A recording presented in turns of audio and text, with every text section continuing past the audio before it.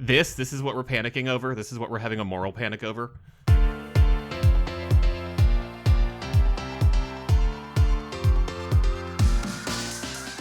Hello and welcome to the EuroWhat, episode 277, dropping on August 26th, 2025. We are a pair of Americans trying to make sense of the Eurovision Song Contest.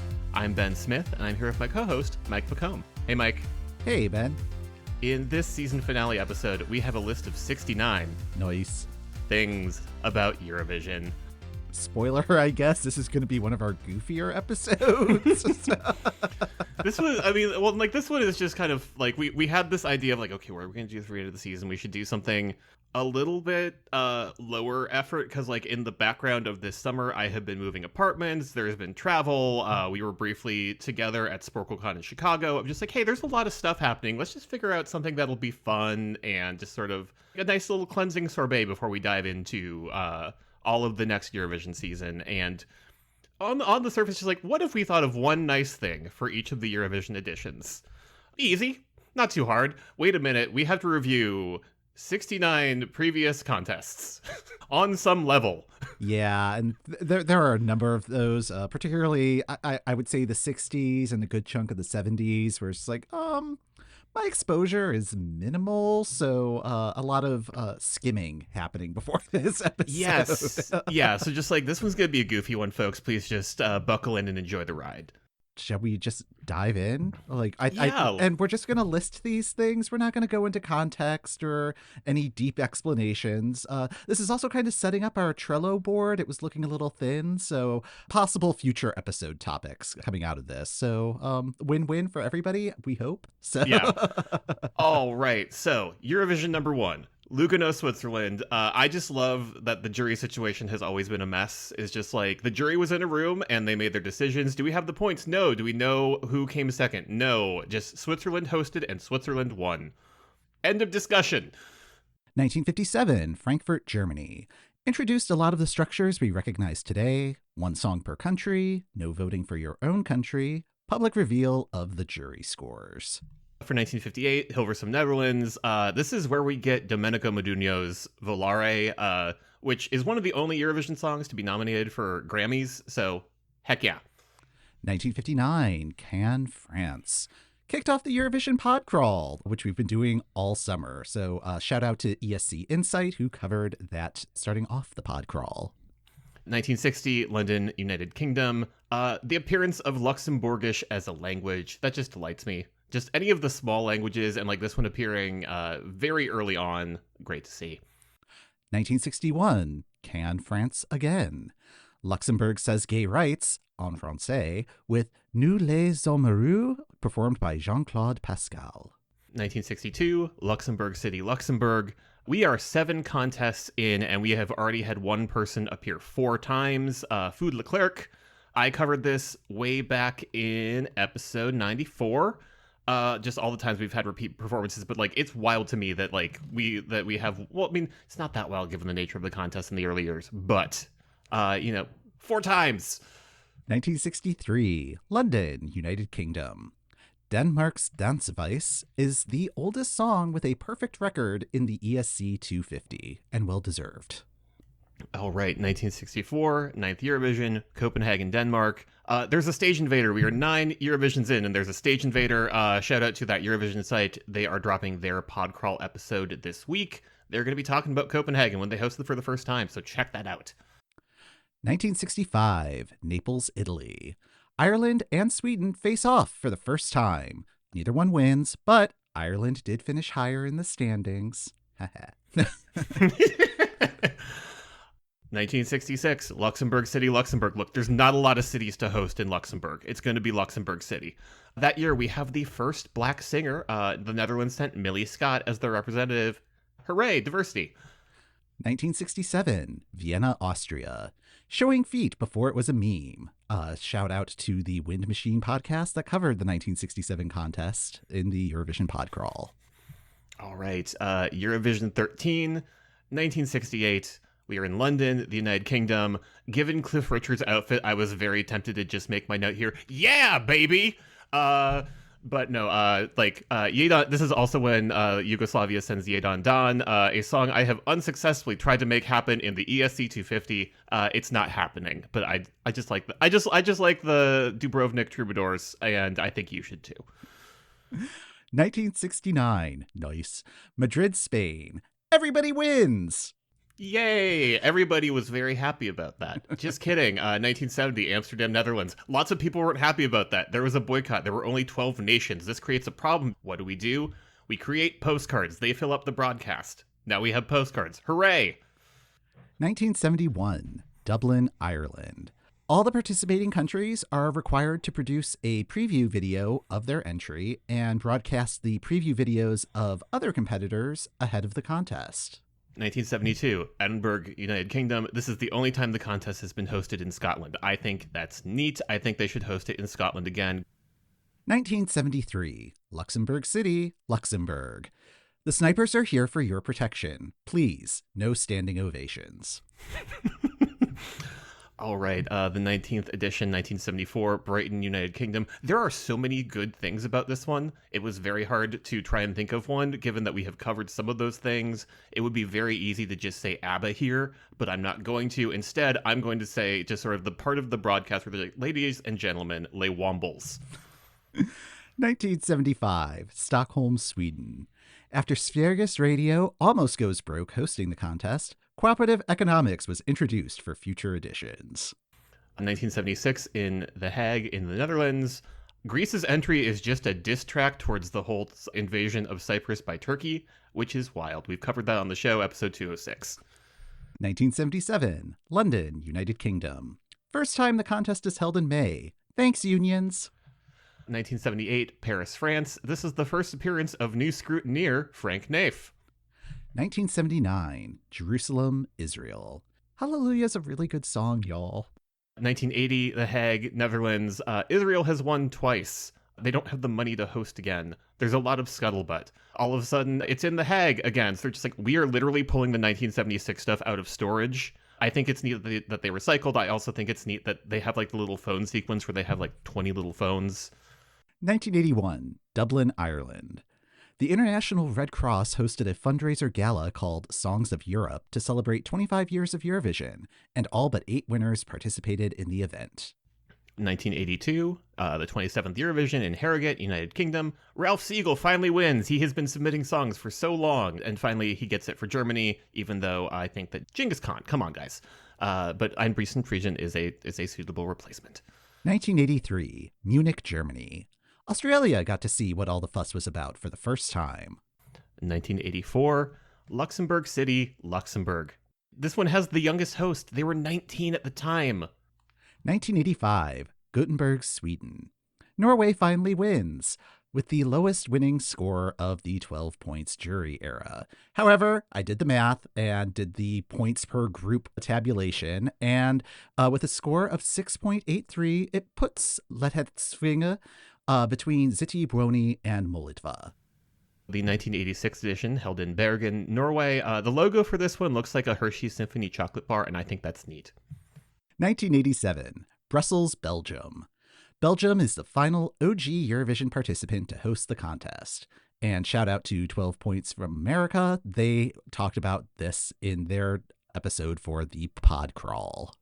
All right, 1988, we are in Dublin, Ireland. It is the 33rd Eurovision. I like the stage design on this one a lot. It has a lot of my favorite Eurovision stage design elements from the old years of just like wall of televisions, check, neon, check. Like there's some interesting like depth stuff happening to make it look like it's in a big arena when it's just in like essentially like a small pavilion sort of a deal. Good work, Ireland. 1989, Lausanne, Switzerland. Romanche!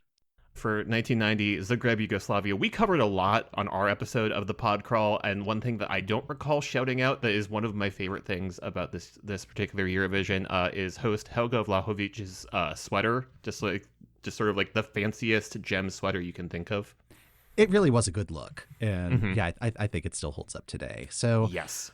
Oh, all right. So we are halfway through this list. Before we go on, let's just kind of check in on what we've been doing on the Patreon. First of all, for our Patreon supporters, thank you. Your support really means a lot to us, and we really enjoy doing the bonus content that sometimes lists like these generate. Yes, so most recently on the Patreon, we talked about the 1967 movie Topo Gigio and the Missile War. That was a weird 90 minutes. The movie, not the episode. The movie. The episode. Short. The episode is not like a live play-by-play of the movie. So many discussions about just sort of general puppet cinema as well, just sort of as a genre. If you head on over to our Patreon at patreon.com/EuroWhat, you can get access to that bonus episode, our library of bonus episodes, and our upcoming bonus episode, which will be about the Eurovision Song Contest. There was news that came out last week about the U.S. #1 participating in it, yikes, yikes, yikes, and who their participant will be. Maybe his own separate set of yikes. Haven't done the research on that part yet, but looking forward to it. So, yeah, that episode will be dropping in September, and hope you can join us over there. Shall we get back to the main list? Yes. All right. 1991, Rome, Italy. Mr. Knave has a terrible, horrible, no good, very bad day by Judith Forrest. A classic for the children. 1992, Malmö, Sweden. Amidst many things, this is also sort of Christer Björkman's supervillain origin story with Eurovision. It's like, he's the representative. He doesn't do great for Sweden, at least in terms of how they view great in the contest. So, but he's here and he sticks around and we keep seeing him. 1993, Mill Street, Ireland. Noel C. Dugan writes a letter to RTE to offer his equestrian facility in the small town of Mill Street as a possible venue for the contest. That story still warms my heart. Yes, it's so neat. 1994, Dublin, Ireland. They win again! Hooray! 1995, Dublin, Ireland. Philip Kirkorov has entered the chat. 1996, Oslo, Norway. Hey, look, it's a place that's not Ireland. This is another entry where we have the fourth appearance of a contestant, Elizabeth Andreasen, who previously won as part of Bobby Sox. Also, haha, Ireland has won again. 1997, Dublin, Ireland. Televote. 1998, just so that everyone is aware, Imani's Where Are You has been on streaming for like most of the year. Just get on that. It's great. Also, because of Gildo, we now have Stefan Raab in the general orbit of the contest. 1999, Jerusalem, Israel. The requirement to mime instruments if you decide to not use the orchestra goes away because the orchestra has gone away. No more compact presarios to indicate the bleep bloops. 2000, we chatted about this one at the end of last year because it was 25 years ago from 2025. Pew, pew, pew. That's episode 249. It's also the start of the era where you get LED screens because they have some very small ones on stage and they move around. 2001, Copenhagen, Denmark. Dave Benton is the first Black person to win the contest and the oldest at 50 years and 101 days. Still waiting for the second Black contestant to win the contest. As of this episode release, it's been 24 years, 106 days. 2002, Tallinn, Estonia. We've decided to start adding slogans to this thing. It's a magical fairy tale here in Tallinn, Estonia. 2003, Riga, Latvia. It's the end of the relegation era. And shout out to Neil Point, who did an episode about this for the Eurovision Podcrawl. In 2004, Istanbul, Turkey, the 49th Eurovision, Albania has joined the party. 2005, Kyiv, Ukraine. Bulgaria, Moldova. An entire revolution happening in Ukraine between Eurovision 2004 and 2005. 2006 in Athens, Greece. This is a weirdly specific one, I think, but just sort of... I like the person that pops out of the piano during Diva Belongs Never Let You Go a lot. I think it's neat. It adds a fun element of horror to that song. Good Halloween costume idea. See if we can make that happen. 2007, Helsinki, Finland. A Moomin plays chess with Santa, breaking the seventh seal. 2008, Belgrade, Serbia, 53. This one's weirdly personal because thanks to the Octoshape plugin, I was watching Eurovision. Therefore, this podcast eventually happens. Yay. 2009, Moscow, Russia. Diane Warren has entered the chat. As far as I know, this is the only time she has been associated with Eurovision, which seems weird. It does. Like, do we think we can get her a Eurovision win before we get her an Oscar? Oslo, Norway, 2010. I just think very fondly of the interval that is just Norway being like, hello, here are all of the times we came in last place. 2011, Dusseldorf, Germany. An army of Lenas in the grand final opening musical number. 2012, Baku, Azerbaijan. I mean, this one was an easy one for me. You know, the queen of Eurovision. Had to make sure that we shout her out. So Valentina Monetta makes her first appearance with a song that it continues to be Cassandra-like in its eerie prescience of the current technological hellscape we live in, the social network song. Also, shout out to Douze, who are covering this edition of the contest, September 8th. Check that out on the Podcrawl. 2013, Malmö, Sweden. Petra Mede is the first solo host since 1995. She seems fun. She does. 2014, Copenhagen, Denmark. I just wrote Polo Punk because this is when I really started paying attention to the national finals and got really, really on board with Iceland's whole deal. One of their backing singers was a member of parliament. 2015, Vienna, Austria. Austria being a gracious host by letting everyone else, except Germany, have points. 2016, Stockholm, Sweden. Love, love, peace, peace. Just like an iconic interval entry, boiling Eurovision down to 3 very concentrated minutes of why we love it. 2017, Kyiv, Ukraine. Being in the room when the crowd started chanting during the televote sequence.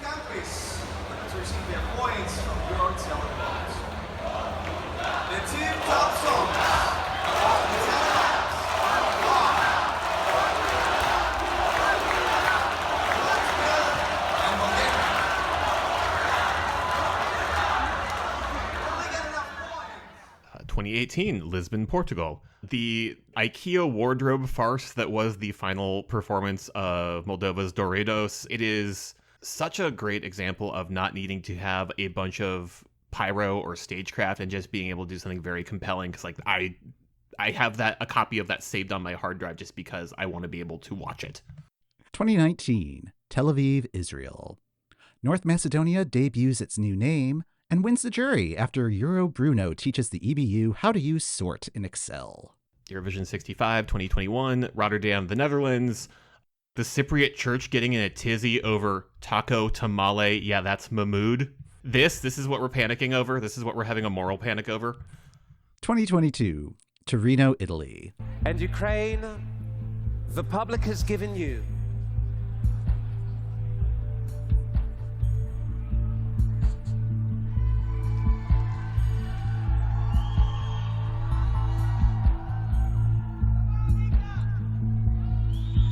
£439 points. 2023, Liverpool, United Kingdom. The UK showing how alternate hosting is done. It's just they have knocked it out of the park. They are one to live up to. 2024, Malmö, Sweden. Something nice. Marina Sati will be touring the US in November and December, so that's a great thing coming out of it, right? Yes, get your tickets. Yeah. And then for the 69th Eurovision, Nice. 2025, Basel, Switzerland, with that number in mind. Australia, Malta, and Finland understanding the assignment. Come on, Tommy Cash. I have listened to your discography. What was this? All right. Well, yeah, that's a different history of the contest, I'm going to assume. So- Yes. This feels like one of those YouTube videos that's just like a compilation of Trixie and Katya, but it's been reconfigured to describe the plot of a movie. Farewell, Switzerland. I think we kind of ran out of Swiss content at the end. Yes. Look, it was either this or giving a history of Gruyere, and like this seemed more fun. Well, that's going to do it for this episode of the EuroWhat. Thanks for listening. The EuroWhat podcast is hosted by Ben Smith, that's me, and Mike McComb. That's me. You can find our full archive going all the way back to Lisbon 2018 on our website at EuroWhat.com. We also have dozens of bonus episodes over on our Patreon at patreon.com/EuroWhat. Next time on the EuroWhat, we get caught up on all the Eurovision announcements as we get acquainted with next year's host country, Austria.